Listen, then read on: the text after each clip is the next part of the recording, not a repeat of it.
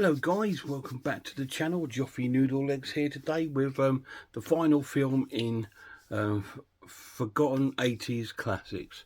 And today we're looking at a comedy, a John Hughes comedy called Weird Science. Now this is the Arrow release, really nice release with a really nice slipcase, and it's got a really cool booklet inside. Now this is probably John Hughes's most, I say, experimental piece, because it is quite a strange film, and it's sort of based on two young lads, sort of, I don't think they're nerdy or geeky lads, I just think they're unlucky lads. They just seem to be the ones that are sort of picked on by the school bullies and the girls don't seem to like. Anyway, they kind of like, but I think they're pretty good with computers and stuff like that.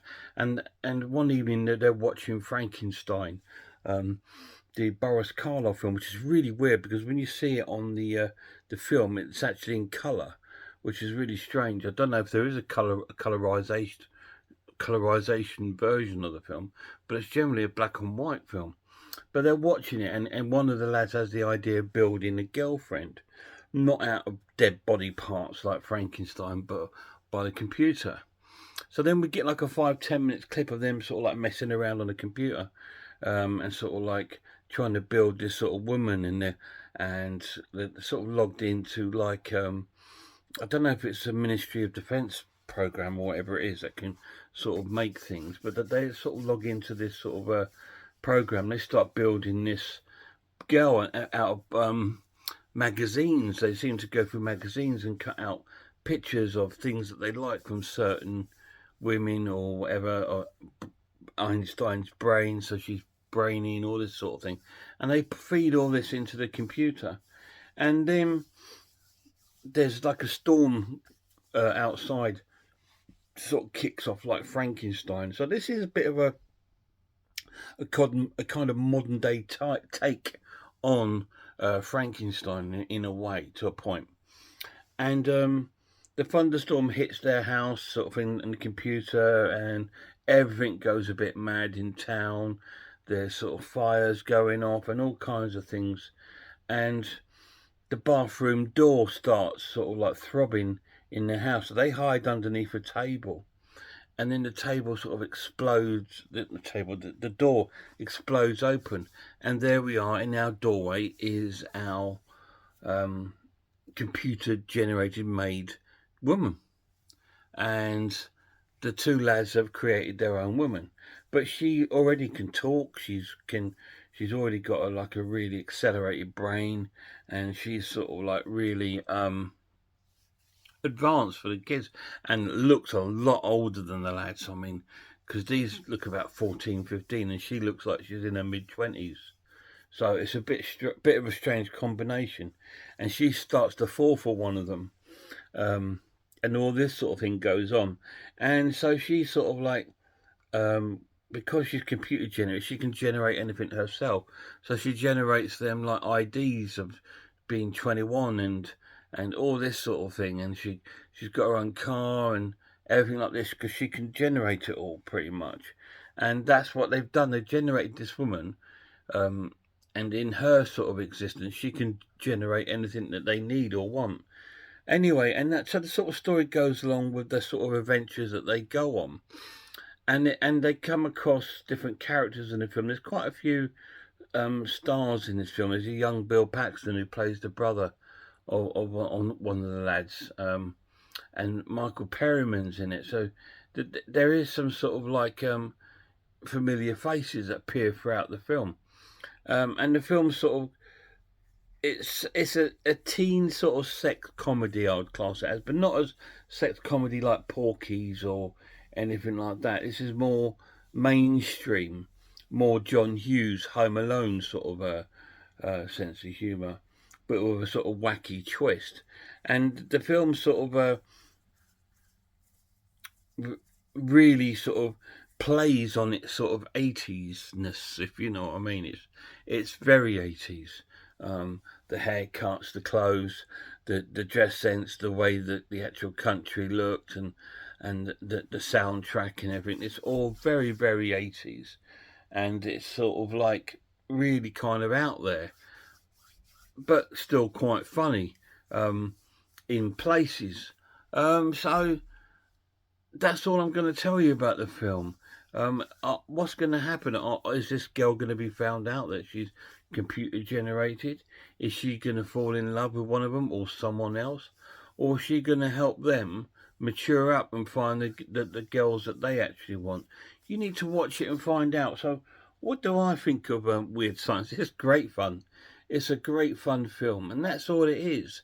It is a bit of an oddity, because it is a bit of a strange sort of comedy. This was the time when we had quite a few sort of comedies about things strange, like we had that one Mannequin, we had Splash with the mermaid, and we had Big with Tom Hanks, and we had all these sort of really sort of strange comedies, and Home Alone, and The Great Outdoors, Uncle Buck. This was that sort of era of comedy, and this came along, which was a little bit more different, and a little bit more out there. And I did find it a bit out there, and it was sort of, what was the point in that sort of bit in some areas? I did find that with this film. The pluses of this version is the transfer looks really cool. It's got lots of natural grain, but that adds to the atmosphere of the film. It's a very sort of like well crafted comedy. Like the people, the cast they picked was really sort of like, I think, cleverly sort of picked for the parts. Because we've got one out of the two lads, we've got one who's a bit stupid, and the other one who's a bit of a hopeless romantic, and those two together, form like the typical sort of friendships that we got in a lot of these sort of 80 teen films. If you want to see like a horror sort of film that's got that sort of relationship sort of one, I would really recommend Night of the Creeps, because it's got that sort of humour, and it's got that sort of friendship sort of relationship between the two lads sort of thing, and they're a bit nerdy and can't get the girl, but that turns into a horror film.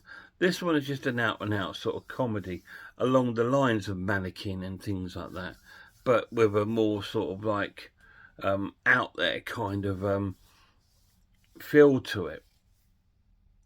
The cast is cool, really well, brilliant cast. I think it's really well. There's a lot of people made their debuts in this sort of film. I'm not sure, but it's a really well cast film. Negatives of the film is definitely the pacing. The pacing is everywhere. I mean, we're in the titles, beginning of the film, and straight away they're into building the woman, and it moves so quick, and then you think, oh, what's going on? I've not even had a chance to build up and know the characters first. There's been no real play on the build up of the characters in the sense of like of their nerdiness, of them being bullied or picked on or anything like that. We don't really know, and then a lot of it's sort of shot away from their high school life, and it's like, well, hang on a minute, what's going on? What's happened to all these friends that were picking on them, and the girls they were after at school? That just seems to have disappeared within the first sort of 10 minutes of the film, and then it sort of turns on to just like the girl sort of working on the two lads and them trying to hide it out of the way sort of thing. The pacing's a little bit everywhere, and I think that's what spoils the film and takes it down a little bit, in my opinion. But it's still a classic because of, not because of the film itself, but because of the look of the film, the soundtrack, the characters, the way they looked, the costumes and everything. It's also 80s. It's a classic 80s sort of like setting. So that's what makes this a classic, I think. I'm going to score the film a great watch and give it a 7 out of 10.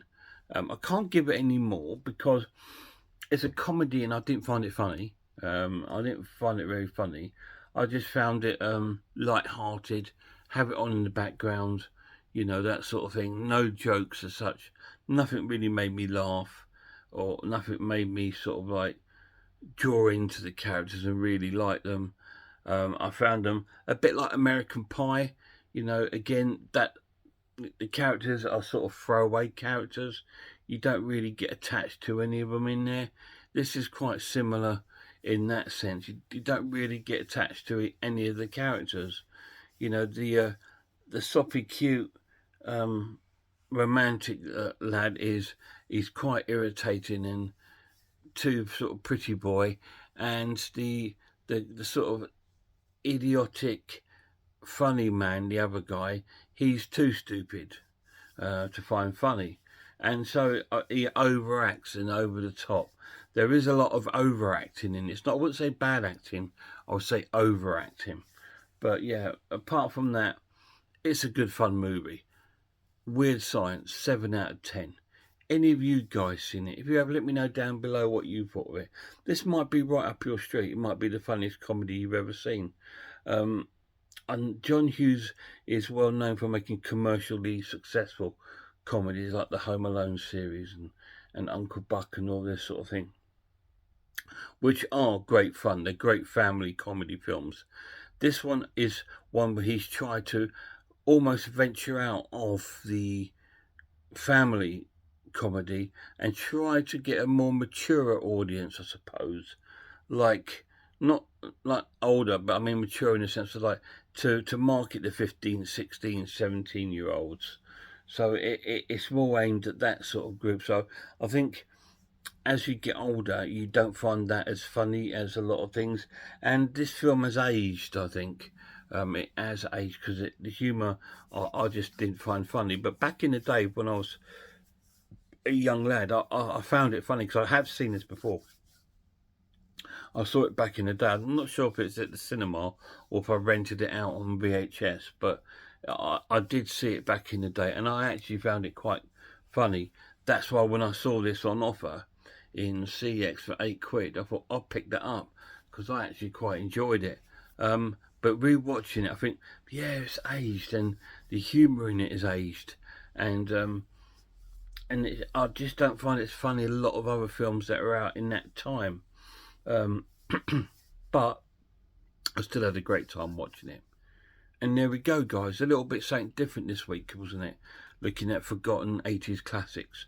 The beginning of the first one we looked at was the North Sea Hijack, which was a British sort of action thriller starring Roger Moore and Anthony Perkins and James Mason.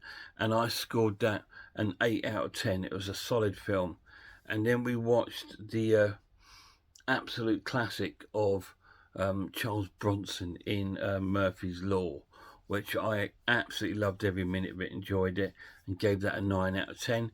And the last one we watched was this Weird Science, which I thought was great fun, good sort of popcorn throwaway sort of film, which I scored 7 out of 10. So next week we'll probably be back to some horror films. There will be a week of Vincent Price films coming up soon, but I also got some films that I've had for the over the last few weeks that I'm sitting on to watch and review. So we're having some of those come up as well during the next couple of weeks. Until then, look after yourselves, look after one another, and I really hope I'll see you all soon.